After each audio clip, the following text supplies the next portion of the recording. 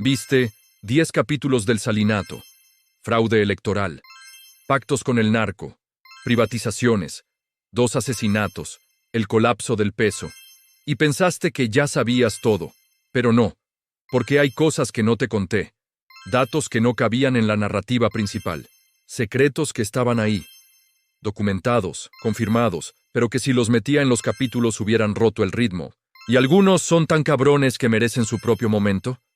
¿Sabías que mientras México se desangraba con la crisis del 94, Salinas estaba viviendo en una mansión de $4 millones en Irlanda? ¿Sabías que Raúl tenía $120 millones en Suiza bajo un nombre falso y que su esposa intentó sacarlos y la cacharon? ¿Sabías que un exdirector de la DEA declaró públicamente que Carlos Salinas recibió $500 millones del cártel de Juárez? ¿Y nadie investigó nada? Esto no es teoría de conspiración. Todo lo que vas a escuchar en los próximos 20 minutos tiene nombre, tiene fecha, tiene testigo o tiene documento. Y la pregunta que vas a tener al final no es si esto pasó, sino cómo es posible que estos güeyes sigan libres. Esto es la caja negra. México, y esto es lo que no te conté del Salinato. Si seguiste la serie completa desde el capítulo 1, suscríbete ahora porque este contenido extra es solo el calentamiento de lo que viene con la serie de Cedillo, y esa va a ser todavía más brutal. Antes de arrancar, necesito decirte algo importante. Este video no es recap. No voy a resumir los 10 capítulos, no voy a repetir lo que ya viste. Si llegaste aquí sin ver la serie, ve primero, el link está en la descripción.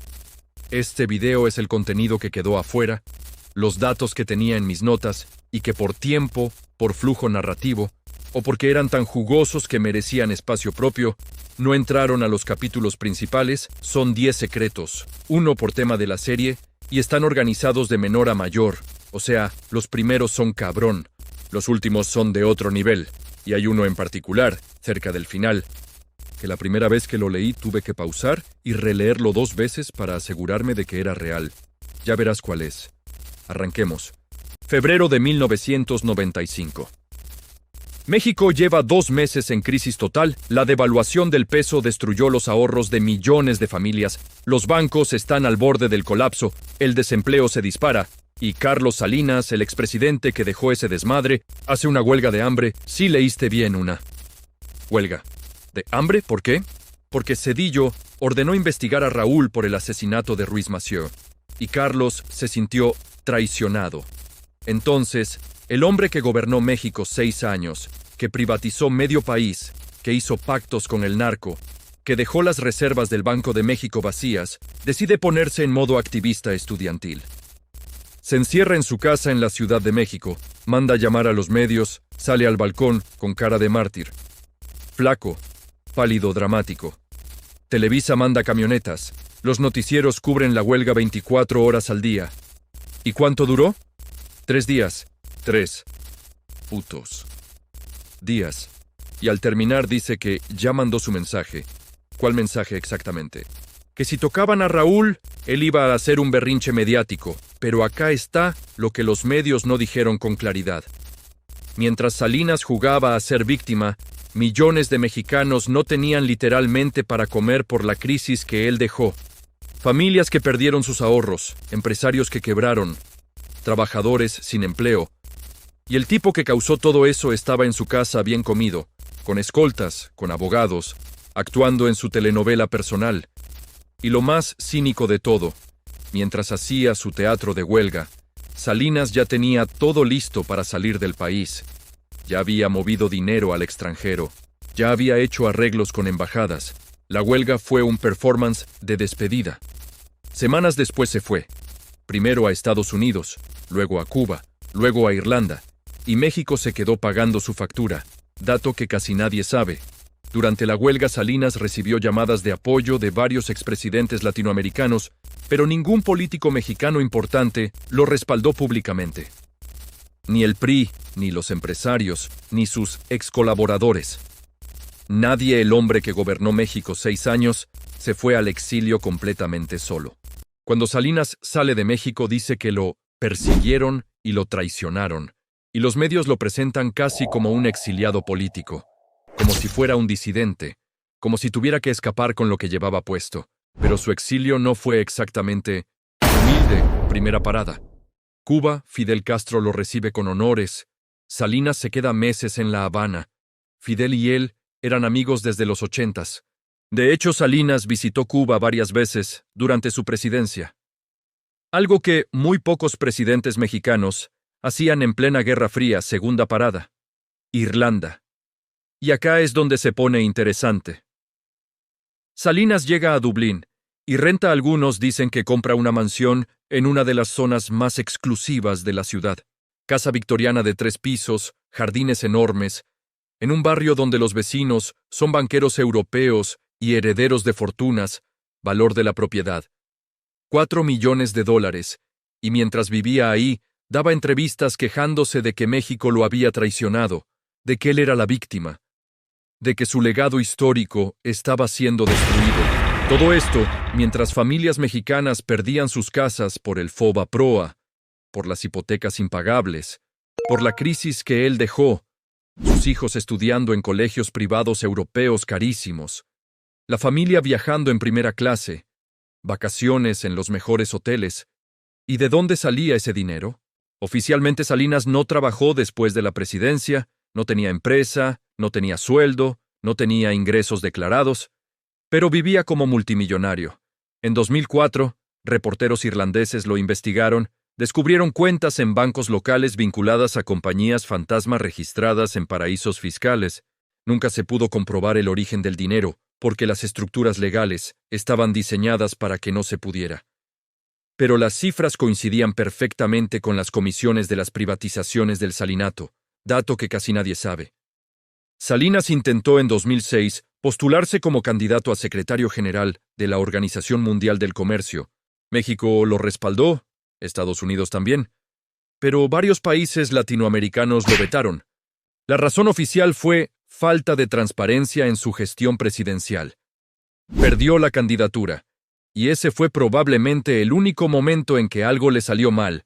Párate tantito, ya viste el teatro de la huelga, ya viste las mansiones europeas mientras México se hundía, y eso es apenas el nivel básico de este iceberg, porque lo que viene ahora es el dinero real, el que se escondió, el que se intentó sacar, y el que todavía nadie ha recuperado completamente.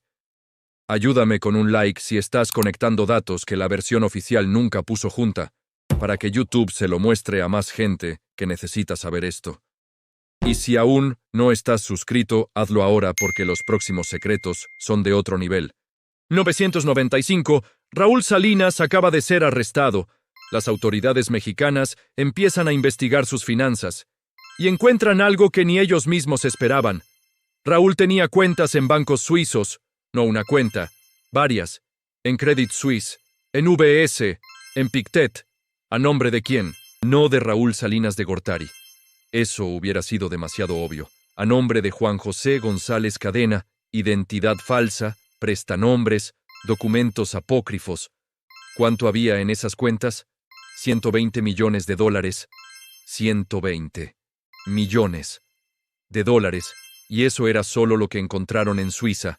Las investigaciones posteriores estimaron que Raúl movió más de $300 millones durante el sexenio de su hermano. Ahora viene la pregunta obvia. ¿De dónde salió ese dinero? Raúl nunca tuvo empleo formal, nunca fue empresario exitoso, nunca heredó fortuna familiar. Su sueldo durante el salinato era el de un funcionario de gobierno de rango medio. La respuesta está en el capítulo 3 de la serie. Si lo viste, ya la sabes. Pronasol, el supuesto programa social de Salinas, era en parte una lavadora de dinero del cártel del Golfo, y Raúl era el operador que recibía el efectivo del narco, lo pasaba por contratos de obra pública inflados, y lo mandaba a cuentas en el extranjero. Pero la historia no termina con el descubrimiento. Cuando Suiza congela las cuentas, entra al escenario Paulina Castañón, la esposa de Raúl. Va a Suiza, se presenta en Credit Suisse. Dice que el dinero es de ella, no de Raúl, que viene de inversiones legítimas en bienes raíces, y trata de retirar $84 millones en efectivo. Los bancos la detienen, las autoridades suizas la interrogan, Le piden comprobantes de esas inversiones legítimas. ¿Facturas? No hay. ¿Contratos? No hay. ¿Registros de propiedad? No hay. Paulina argumentó que Raúl era tan brillante para los negocios que generó 120 millones sin dejar un solo papel. Los suizos no se lo compraron. La deportaron de regreso a México sin un peso, y el dinero quedó congelado. Años después, en 2008, Suiza transfirió 74 millones de dólares de esas cuentas de regreso a México. Los puso el gobierno en un fondo especial, sin especificar exactamente cómo se usaría, sin reportes públicos, sin transparencia. Básicamente, desapareció en la burocracia. Los otros 46 millones de dólares, los que completaban los 120 millones originales, se esfumaron en gastos legales y administrativos del proceso suizo. ¿Cuánto recuperó el pueblo mexicano de los 300 millones que Raúl movió? En 74 millones, de 300, el 25%, el resto. Desapareció, dato que casi nadie sabe. Paulina Castañón nunca fue procesada en México, nunca fue acusada de lavado de dinero, nunca fue investigada formalmente. Regresó a México, vivió tranquilamente, y hasta el día de hoy, nunca ha dado una entrevista explicando de dónde venía ese dinero. Ya viste en el capítulo 4 cómo Carlos Slim compró Telmex por 3,000 millones de dólares. Pero hay un detalle que no mencioné porque hubiera roto el ritmo narrativo en ese momento. Slim no pagó los 3,000 millones de golpe. Pagó una parte en efectivo y el resto con deuda. ¿Con qué deuda? Con deuda que usó los activos de Telmex como garantía. O sea, Slim compró Telmex usando el dinero que Telmex iba a generar. Es exactamente como si le dijeran: te vendemos este rancho, páganos con lo que el rancho produzca. Genial para el que compra, desastre para el país que vende. Pero eso no es lo más cabrón. Lo más cabrón son las condiciones que Salinas le dio a Slim, que no le dio a ningún otro posible comprador. Monopolio garantizado por 6 años. Durante ese tiempo, ninguna empresa podía competir con Telmex en telefonía fija, cero competencia, mercado cautivo, precios que Telmex fijaba como quería, acceso preferencial a toda la infraestructura de telecomunicaciones construida con dinero público durante décadas, postes, cables, centrales, todo construido con impuestos de los mexicanos, transferido a Slim por 3,000 millones. Tarifas controladas por Telmex sin regulación efectiva durante años. México terminó teniendo algunas de las llamadas telefónicas más caras del mundo a fines de los 90. Resultado: Slim convirtió 3,000 millones en una fortuna de 60,000 millones de dólares. En 20 años, en 2010, era el hombre más rico del mundo, y todo empezó con un negocio que Salinas le regaló con condiciones que ningún país serio hubiera permitido. ¿Hubo corrupción directa? Nunca se probó. ¿Slim le pagó sobornos a Salinas? Nunca se demostró. Pero el negocio fue tan escandalosamente favorable para Slim que en 2011 la OCDE publicó un estudio donde calculó que el monopolio de Telmex le había costado a la economía mexicana 129,000 millones de dólares entre 1996 y 2006. Por precios altos y falta de innovación, 129,000 millones. Ese es el costo que México pagó para que un hombre se volviera el más rico del mundo, dato que casi nadie sabe. En 2010, cuando Slim era el hombre más rico del planeta, un reportero le preguntó si le debía algo a Carlos Salinas. Slim respondió: yo no le debo nada a nadie. Telmex fue un buen negocio porque yo supe manejarlo. No agradeció a Salinas. No lo mencionó. Solo dijo que fue un buen negocio, como si la privatización más cuestionada de la historia de México fuera simplemente cuestión de su talento personal. Si hasta aquí estás conectando el teatro de Salinas, las mansiones europeas, los 120 millones de Raúl en Suiza y el monopolio que le regalaron a Slim, ya empiezas a ver el sistema completo. Pero los próximos 4 secretos son los que más me costó meter en los capítulos, porque son los que más incomodan. Y hay uno específico que la primera vez que lo investigué no podía creer que fuera real. Quédate, porque falta poco para llegar a él. Déjame en los comentarios cuál de estos secretos ya sabías y cuál te pegó diferente. Y suscríbete si aún no lo has hecho, porque lo que viene en la serie de Zedillo tiene el mismo nivel de profundidad que esto. 30 de noviembre de 1994, un día antes de que Zedillo asuma la presidencia, Los Pinos está en movimiento total. Camiones entran y salen, personal cargando cajas, archiveros vaciados, el personal de seguridad más nervioso de lo normal. Salinas está empacando, pero no se está llevando todo. Hay algo que no se puede llevar y que tampoco puede dejar. Testimonios de personal de Los Pinos que hablaron años después, algunos en entrevistas no publicadas en México, sino con corresponsales extranjeros, coinciden en lo mismo. Durante los últimos días de noviembre del 94, se quemaron cajas y cajas de documentos en los jardines traseros de la residencia presidencial. No fue limpieza rutinaria de fin de sexenio, fue destrucción sistemática. ¿Qué documentos? Eso es lo que nadie sabe con certeza. No hay inventario, no hay registro, precisamente porque se destruyeron. Pero el timing obliga a preguntar. Salinas sabía que Zedillo no era su aliado. Sabía que Raúl ya estaba en la mira. Sabía que si el gobierno siguiente investigaba a fondo, iba a encontrar conexiones entre el salinato, el narco, las privatizaciones y los asesinatos. Entonces destruyó lo que pudo. ¿Qué pudo haber ahí? Contratos de las privatizaciones con cláusulas que nunca fueron públicas. Comunicaciones con operadores del Cártel del Golfo.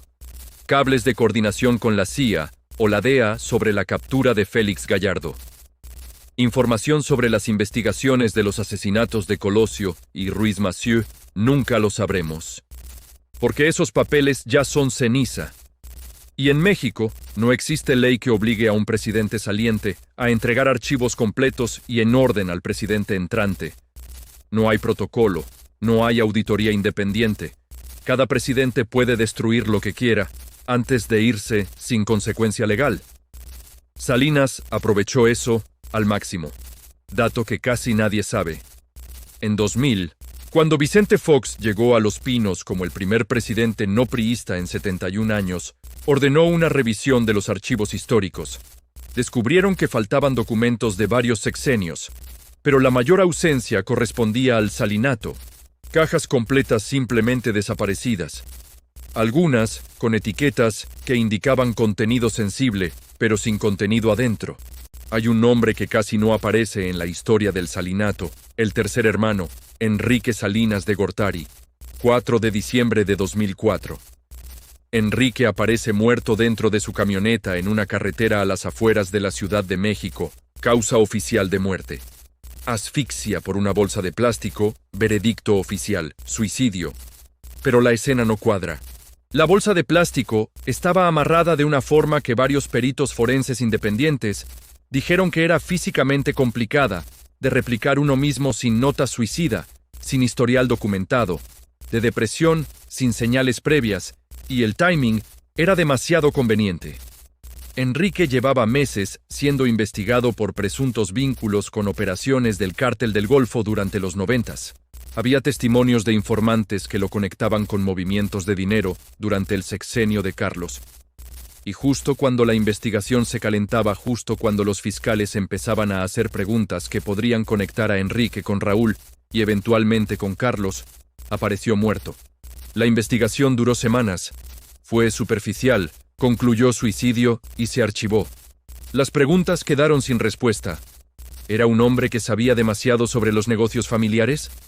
¿Era el eslabón que si tiraban podía jalar a Carlos y Raúl?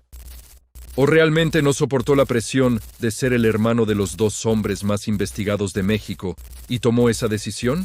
No lo sé, nadie lo sabe con certeza, pero lo que sí sé es que días antes de su muerte, según declaración de un amigo cercano presentada ante la Procuraduría y que nunca tuvo seguimiento, Enrique le dijo: «Si algo me pasa no fue accidente. Hay gente que no quiere que hable». Esa declaración está en los registros. Nunca se investigó, dato que casi nadie sabe. Enrique Salinas fue el tercero de 4 hermanos, el que menos figuró públicamente durante el sexenio, el que no tenía cargo oficial, y precisamente por eso era potencialmente el más peligroso como testigo. Podía hablar sin que nadie lo acusara de tener interés en hacerlo, y llegamos al secreto que mencioné al inicio. El que, cuando lo leí, tuve que pausar y releerlo. 2004, casi 10 años después del fin del salinato. Phil Jordan da una entrevista a medios estadounidenses. ¿Quién es Phil Jordan? No es un periodista, no es un activista, no es alguien con agenda política. Fue director de la oficina de la DEA en El Paso, Texas. Una de las posiciones más importantes en la lucha contra el narcotráfico mexicano durante los 80s y 90s. El hombre que más sabía sobre el flujo de droga entre México y Estados Unidos en esa época, y tiene una razón personal para hablar. Su hermano fue asesinado por el Cártel de Juárez en 1995. En esa entrevista de 2004, Jordan declara públicamente que durante su tiempo en la DEA, la agencia recibió múltiples reportes de inteligencia, documentados, que confirmaban que Carlos Salinas de Gortari, el presidente de México, recibió $500 millones del Cártel de Juárez a cambio de protección federal durante su sexenio. $500 millones. No de Raúl, de Carlos, el presidente. Jordan afirma que esos reportes no se quedaron en la DEA. Llegaron a la CIA, llegaron al FBI, llegaron a funcionarios de alto nivel del gobierno de George Bush padre y posteriormente de Clinton. ¿Y qué hicieron con esa información? Nada, porque Carlos Salinas era el presidente aliado, el que firmó el TELCAN, el que abría México al capital gringo, el que seguía las instrucciones de Washington sobre política económica. Investigarlo hubiera arruinado el proyecto de integración económica más importante de América del Norte. Entonces, los reportes se clasificaron, se archivaron y nunca se actuó. Jordan lo repitió en 2010. Lo repitió en otras entrevistas, nunca se retractó. ¿Salinas lo demandó por difamación? No. ¿El gobierno mexicano abrió una investigación? No. ¿Estados Unidos desclasificó los reportes que Jordan menciona? No. Silencio total de todos los que tendrían que responder. Y acá está el patrón que ya deberías reconocer si viste la serie completa. Cuando algo es verdad y es muy incómodo. En México y en Estados Unidos, la respuesta no es refutarlo con evidencia. La respuesta es ignorarlo hasta que la gente se olvide. Y funcionó. La mayoría de mexicanos nunca escucharon el nombre de Phil Jordan. ¿Ves el patrón? Política más narco, más gringos, más negocios, siempre. Las mismas 4 piezas, siempre funcionando juntas. Dato que casi nadie sabe. Phil Jordan testificó ante el Congreso estadounidense sobre corrupción en México. En varias ocasiones durante los 90s, sus testimonios están en el registro público del Congreso accesibles. Para cualquiera. Pero en México nunca fueron noticia. Comparte este video con alguien que piense que lo de Salinas fue hace mucho tiempo y ya no importa.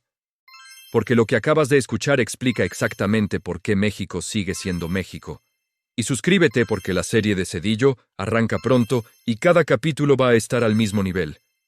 Si seguiste la serie, recordarás este nombre del capítulo 2, Guillermo González Calderoni, el super policía que capturó a Félix Gallardo en 1989. El mismo que en el capítulo 3 resultó ser agente doble que trabajaba tanto para el gobierno como para el Cártel del Golfo. Pues lo que no te conté es lo que pasó después, a mediados de los 90s. González Calderoni cruza la frontera y se queda en Texas. ¿Por qué? Porque en México ya sabe que es hombre muerto. Si se queda, sabe demasiado sobre demasiada gente. En Texas contacta a abogados y empieza a negociar con fiscales federales estadounidenses. Ofrece información sobre operaciones conjuntas de APGR, sobre los pactos entre políticos mexicanos y cárteles, sobre las operaciones de lavado de dinero con bancos gringos. Los fiscales están interesados. Calderoni es el tipo de testigo que puede hacer explotar escándalos en 2 países simultáneamente. Pero nunca llega a declarar formalmente. 10 de febrero de 2003, González Calderoni aparece muerto en McAllen, Texas. Un balazo en la cabeza mientras salía de su despacho de abogados en territorio estadounidense. El crimen nunca fue resuelto. Nadie fue detenido. Nadie fue procesado. El caso se cerró como homicidio sin resolver, y con él desapareció el testimonio que podría haber conectado directamente a funcionarios mexicanos de alto nivel. incluyendo del Salinato, con operaciones del narco documentadas y verificables. Fue asesinado en Texas, no en México. Y aún así, nadie respondió. ¿Qué tan poderoso tienes que ser para mandar matar a un testigo en suelo estadounidense y que no pase nada? Esa es la pregunta que nadie ha respondido, dato que casi nadie sabe. El epitafio en la tumba de González Calderoni dice simplemente su nombre y sus fechas de nacimiento y muerte, pero personas que asistieron al funeral contaron que alguien dejó una tarjeta anónima en el féretro que decía: «Sabía demasiado, nadie supo quién la dejó». Hay una pregunta que si viste la serie completa, debiste haberte hecho. ¿Por qué nunca se investigó a Carlos Salinas de verdad? ¿Por qué Raúl fue el único que pagó, y parcialmente? ¿Por qué los oligarcas, los banqueros, los operadores del narco que estuvieron involucrados nunca fueron tocados? No fue casualidad ni negligencia. Fue una decisión colectiva, calculada, y tomada por personas que tenían mucho que perder si se tiraba el hilo. Porque si investigabas a fondo a Salinas, ibas a salpicar a funcionarios del gobierno de Zedillo, muchos de los cuales venían del Salinato y habían participado. O sabido de lo que pasó, ibas a salpicar a empresarios que compraron empresas estatales, todos con contratos que no resistirían escrutinio público. Ibas a salpicar a banqueros que procesaron dinero durante los 90s sin hacer demasiadas preguntas. Ibas a salpicar a políticos del PRI que estuvieron en el gobierno durante 6 años y que o participaron o cerraron los ojos. Si caía Salinas del todo, caía medio sistema. Entonces el acuerdo no escrito fue: Raúl paga algo, Carlos se va y cerramos el tema. Eso explica por qué Paulina Castañón nunca fue procesada. ¿Por qué los documentos de Los Pinos desaparecieron sin escándalo? ¿Por qué Phil Jordan nunca fue citado en medios mexicanos? ¿Por qué González Calderoni fue asesinado y nadie investigó? No es que el sistema falle para encontrar la verdad, es que el sistema funciona perfectamente para ocultarla. Y el dato final que confirma que esto fue un pacto deliberado y no simplemente negligencia institucional, 2012, el PRI regresa al poder con Enrique Peña Nieto. Una de las primeras acciones de la nueva Procuraduría General fue cerrar varias investigaciones pendientes vinculadas al Salinato, razón oficial. Falta de pruebas suficientes, razón real. El PRI cuida a los suyos, siempre lo ha hecho. Siempre lo hará mientras nadie los fuerce a hacer lo contrario. Dato que casi nadie sabe, Raúl Salinas salió de prisión en 2005 después de que la Suprema Corte revocara su condena por el asesinato de Ruiz Massieu por inconsistencias probatorias. O sea, lo metieron con las pruebas que tenían y cuando esas pruebas no alcanzaron para condenarlo, definitivamente salió libre. Hoy vive en México libre con sus cuentas congeladas en Europa, pero probablemente con acceso a dinero que nunca fue rastreado. El último secreto no es un dato puntual, es el patrón completo. Porque la pregunta que debería hacerse cualquier mexicano no es ¿qué tan malo fue el Salinato? La pregunta correcta es ¿cuánto del Salinato todavía vivimos hoy? Y la respuesta es mucho más de lo que quisiéramos. El sistema de oligopolios que nació con las privatizaciones del Salinato sigue vigente. Telmex sigue siendo América Móvil de Slim. Los bancos que sobrevivieron el FOBA-PROA son los mismos grupos financieros que operan hoy. Los oligarcas que nacieron en los 90s siguen siendo los mismos apellidos en las listas de los más ricos de México. El modelo de impunidad que demostró el Salinato, donde el poderoso puede corromper, robar y matar, y la consecuencia es el exilio dorado, no la cárcel. Ese modelo sigue siendo el modelo. Salinas lo probó y funcionó, y esa demostración fue una lección para todos los que vinieron después. La relación de subordinación con Estados Unidos que se selló con el TLCAN, donde México abre su economía, protege las inversiones gringas y a cambio recibe acceso al mercado y rescates financieros, cuando el sistema colapsa. Esa relación sigue siendo la arquitectura básica de la política económica mexicana. La cultura mediática de encubrimiento, donde las grandes televisoras y los grandes periódicos son socios de los poderes económicos y políticos que no deben incomodar. Esa cultura que Televisa ejemplificó durante el Salinato. sigue siendo la norma, con algunos actores distintos, y el narco, que el salinato convirtió de un problema policial a un poder paralelo con protección federal, ese narco que fragmentó Félix Gallardo en 1989 porque convenía, que creció protegido durante los 90s, que explotó durante los 2000s. Ese narco sigue siendo la crisis más grande de seguridad que tiene México 35 años después. Todo viene del salinato, no directamente, no linealmente, pero viene de ahí. Fue el sexenio donde se instalaron los sistemas que todavía definen quién gana y quién pierde en México. Y la única forma de cambiar esos sistemas es entenderlos. Entender de dónde vienen, cómo funcionan, quiénes los defienden y por qué para eso existe esta serie. No para dar respuestas fáciles ni para señalar villanos de caricatura, sino para mostrar el sistema real con todos sus actores, con todas sus capas, con toda su complejidad. Porque el sistema real es la única cosa que vale la pena entender. Detente un segundo. 10 secretos. La huelga de hambre de 3 días, mientras México se hundía las mansiones europeas financiadas con origen desconocido. Los 120 millones de Raúl en Suiza, bajo identidad falsa, el negocio de Telmex, que costó a México 129,000 millones en pérdidas de competitividad. Los documentos quemados en Los Pinos el último día. La muerte sospechosa de Enrique Salinas antes de declarar. El reporte de la DEA sobre 500 millones del cártel de Juárez a Carlos, González Calderón asesinado en Texas antes de testificar, el pacto de silencio del PRI para que nadie cayera de verdad, y la herencia que todavía vivimos hoy, eso es el salinato completo. No lo que se enseña en las escuelas, no lo que los medios contaron en su momento, sino lo que pasó de verdad, con nombres, con fechas, con cifras. Y lo que más duele no es que pasó, sino que quienes lo provocaron nunca pagaron.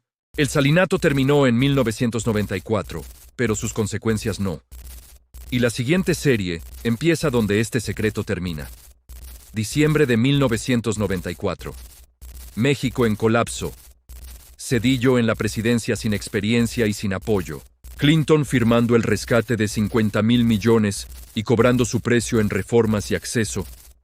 Y en las sombras, fragmentados pero más peligrosos que nunca, los cárteles que el salinato ayudó a crear se reorganizan. Sinaloa crece, Juárez crece, Tijuana crece, y hay un nombre que empieza a aparecer en los reportes de la DEA más seguido que los demás, un hombre de Badiraguato, Sinaloa, que trabajó con Félix Gallardo, que sobrevivió la fragmentación del 89, que durante el salinato se movió con relativa impunidad, y que en los años de Zedillo va a convertirse en la figura más buscada del mundo. Joaquín Archibaldo Guzmán Loera, el Chapo. Pero esa es la siguiente serie. Hasta entonces, esto fue La Caja Negra. México. Los secretos del salinato. La historia oculta de nuestro presente.